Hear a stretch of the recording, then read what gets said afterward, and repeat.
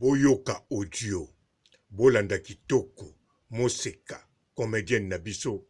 a pesi réponse na essai de Panama,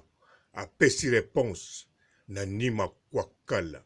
a pesi réponse na Bayebanso, Bazali Kolobela, Makambu Oyo, etali ye naba bolingo Oyo, ya ye.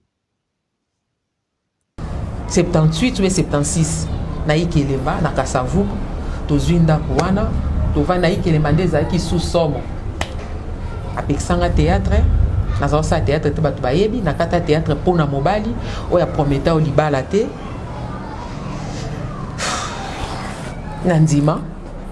na vanda kuto on a bota na singinga desko poti kangai na zongi na musana ngabi na ebisaka o théâtre pa na ngate. Bon, na yeko nzima na vanda na ngai bongo na bi basenga confiance pas mobilité moi c'est méritaka alors na komi ko za ngabi nzamba sunga ngai a comprendre moi c'est nini azana ye na yeko comprendre za ndenga mobali tant na zo sabili za ndenga mobali na nyo kwa mina maambo na vandi na eta na bi ah mobali ngo pe na oloba na oboye te na sina botine mwana déjà abota liboso so na tiki na aja obota lobi na kokuta na peka na mobali oyo otalisanga pe bolingo na koyipe kokosama na koma susu na mibali misatu batata misatu oui na koma na calcule la vie na ngai na bino na vanda na ngaka nai a vrai dit papa ni kwaza mobulu te mobulu abasi te mais papa ni kwaza na zuwa oyo ko étouffer moi siti au comme na niveau 0 pe o craquer au kufi alors na ekotala zuwa eza ko pexi moi si boy salela eboy voilà te ya sala te pani kwa za oya lobi yango sala dans la dictature en fait dictateur en fait na loba vérité aza mobalo na vandi na batu bayebi se kasi moi ça sala théâtre te mais salela ya tabo batu bayebi o bayeba inda kunanga nga mutu akisi nga munaza na kisi na bite kisi ona kenda kozwa esunga te pani ko asalela apesanga bomengo na zaki nango besoin nga munazala na kisi esala te ke pani kwa boya pe mwasi yango penza c'est que kisi ona ke nozo ya mabe bande kwa va ofinga bolanda nanu na répondre non maamba kisi ouais ngai na botami na famille papa langa za pasteur eza te ke so botami na famille ya bonzambe okende ka peka bongo lokwa jeune fille na tambisa evipe lokwa ka ba jeune fille le preuve ane ba sentenga na ekolinga mobali ya mutu mais na zaine loko moko ke non na obanga na bité o ezali subi o ke non na koyi ko simba kisite ni koyebi tolongwe na Ikelemba penande na yakoloba na boyi mobali na telinga bita o vanda pe boyi 4 ans age epusana na ezwa zeni na bina bota kana mobali omba moko so na oboya kai na obota suti OK du moins donc voilà yo moko conscience na calcul du moins na boti na mibale c'est fini na ezwa zeni wana ndeza yakiliwa na kota mama emo na P5 bato bayebi na tikala boyi au moins appelle ba menace de momoni onde okomi kala to okufa ngana bina okufa te paniko na yeko mona sikoyo comportement na ye paniko za mobali moko ya zuwa bible zo ba notre Dieu est jaloux mais il y a des ezana ba jalousie oyo ezangisaka moto bomoto bazu e baniko se manifester ko beta ngai des fois la msusu na ko vimba ba otuna ngana sali obo na biti na tutani bibishna boye pona ninga biti problème tina bombaka pona bila msusu mobali a changer et ko sala mana ekuta copine nanga moko boye Valentine banyata ayeko yebisa ngai abi mbanda no pe azara na zemi ngabi te ye na mobali baza processus ya koboya na zemi te parce que mobali a lobby baza déjà ya kokaba séparation parce que na mona pe ba scandale moi c'est sala on a oloba na okosela mo weiti na ebite na kovanda kimia eza motakala te na sali film soki ya nini te eza likambo yo tata ya bana na ngai nde aleki na TV a lobby eza moi pasi po bato ba mona nga malamu mutu nyonso condamné parce que bozala na ye mais bandeko botalanga eloko na l'équipe na ebisabino ava bobomanga ndeko na bino mama seka boyokanga na yeko kosa te na yeko se laver te na yete po bopesa nga raison mais vérité ezaka ngandi mona oloba so na kosa mokeli ayebi so pe na kosa te nzamba swaka lokumu mais na intérêt ya kokosa te nga nakutana mobali papa Nico na 2001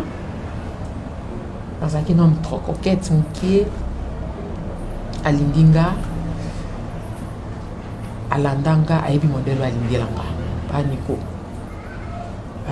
aloba na ngai naoluka mwasi na bala parce que nga barezi vi lokwa mwana mwasi basentaka ngai nakomi na zemi naboti nga nabota te ke nazalaki nde bato mosusu baloba nabota jeune fille mwana moke no nazwaki zemi na 19 ans naboti na 20 ans donc naboti na 97 naye kobota mwana ngai ya liboso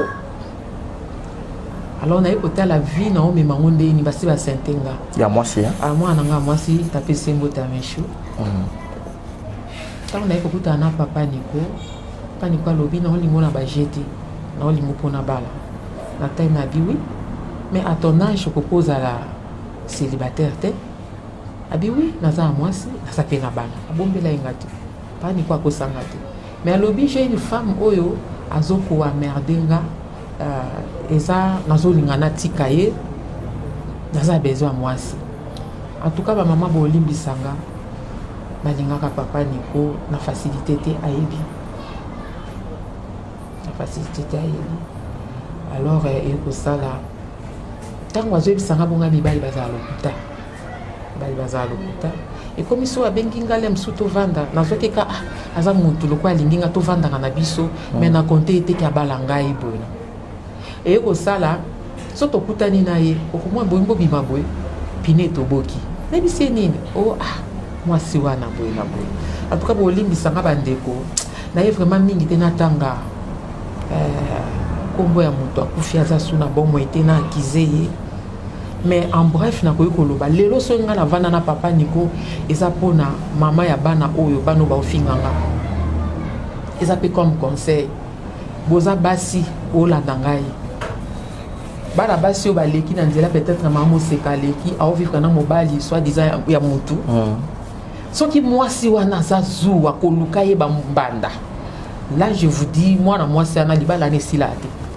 surtout quand ce mwasi azofinga azosala makambo ebele en tout cas libala ne yaka so makasi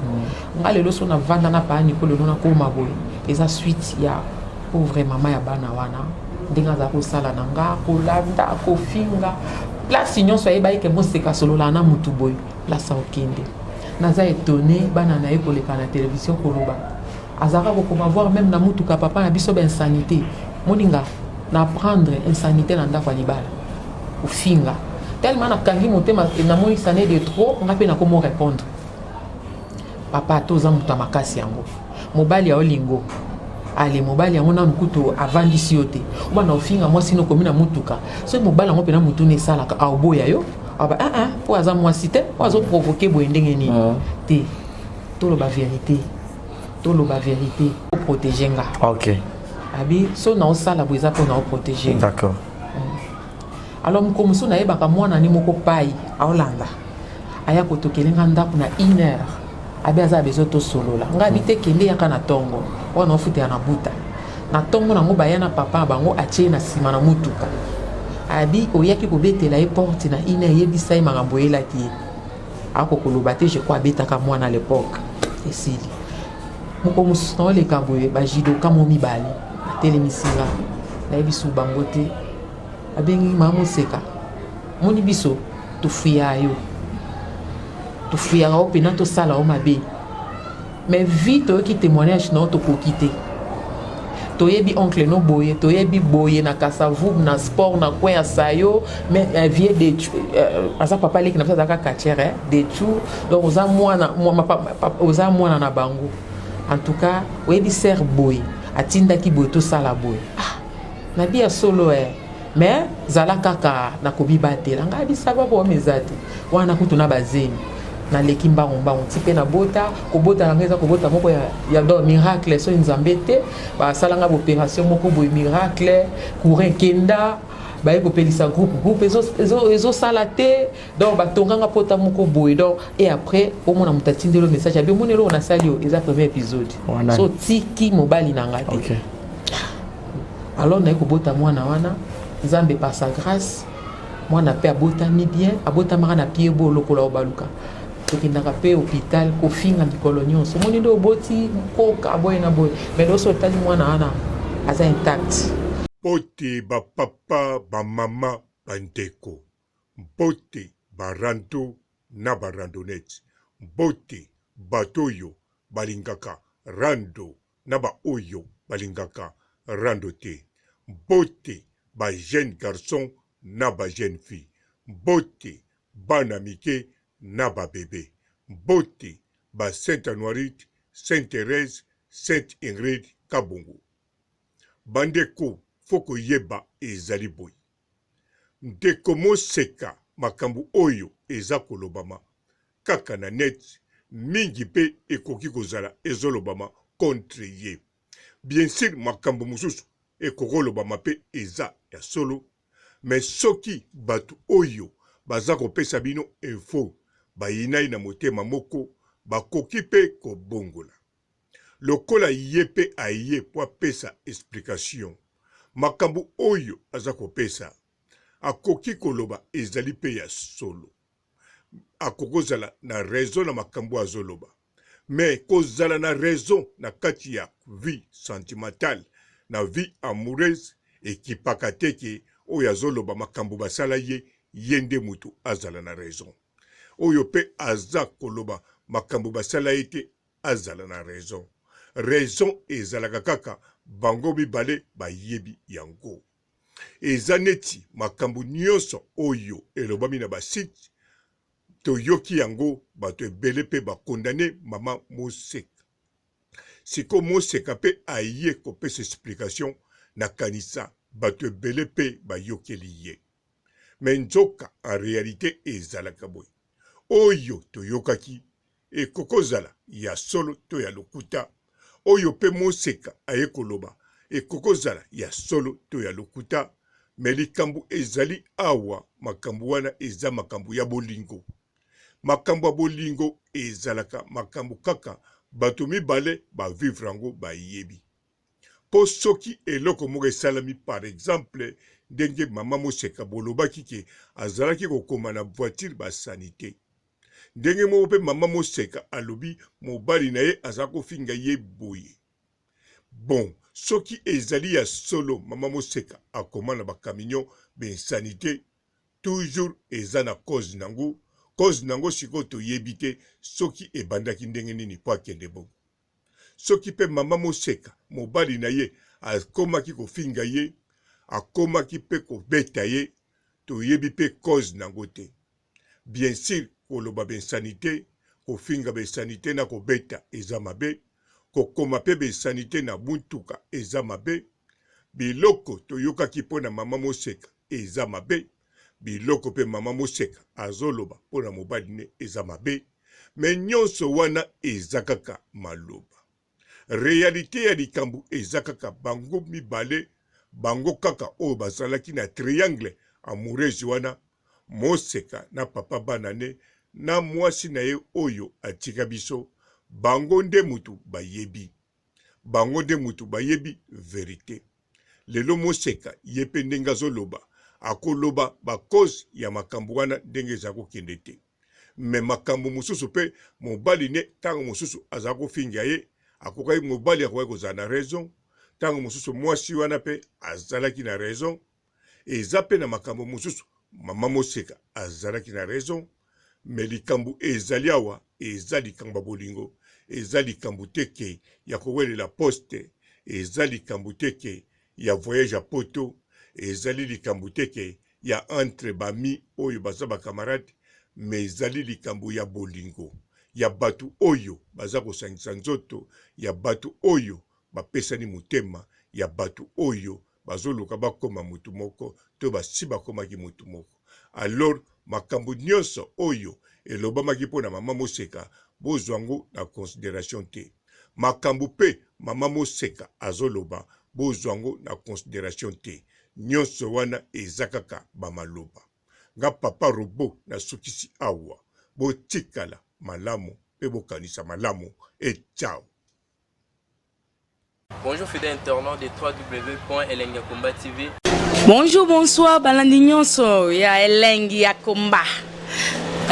Congolaise TV. Bon, belé, partout dans le monde, partout où vous êtes, partout où vous êtes, Elengia Combat TV, vraiment. Bonjour, bonsoir, on a abonné, Bafa Nyoso Elengia Combat Congolais TV. Bonjour à mon boss, on a appelé ça vraiment un pandi. Bonjour à mon boss, JP Kiama. Je salue mon boss Balobi, boss des boss Babi, JP Kiama. Bonjour, on a appelé Elengia Combat Congolais TV, vraiment. Ramon Lazana, chaîne de chaque topo, il y a pas de JP Kiama, et boss des boss, il y a un danger. Donc, on va s'entendre la zaki. Ya boss na biso JP Kiama nzambe na ngai ba boss bazali ba boss bazali JP Kiama le boss des boss. Napesi d'abord bonjour te ba mbote belé na mo boss JP Kiama wana na kozangisa ote donc na ko lekate sana napesa mo boss JP Kiama boss des boss. Bon, belé, partout dans le monde, partout où vous êtes, partout où vous êtes, Elengia Combat TV, vraiment. Bonjour, bonsoir, on a abonné, Bafa Nyoso Elengia Combat Congolais TV. Bonjour à mon boss, on a appelé ça vraiment un pandi. Bonjour à mon boss, JP Kiama. Je salue mon boss Balobi, boss des boss Babi, JP Kiama. Bonjour, on a appelé Elengia Combat Congolais TV, vraiment. Ramon Lazana, chaîne de chaque topo, il y a pas de JP Kiama, et boss des boss, il y a un danger. Donc, on va s'entendre la zaki. Ya boss na biso JP Kiama nzambe na ngai ba boss bazali ba boss bazali JP Kiama le boss des boss. Napesi d'abord bonjour te ba mbote belé na mo boss JP Kiama wana na kozangisa ote donc na ko lekate sana napesa mo boss JP Kiama boss des boss.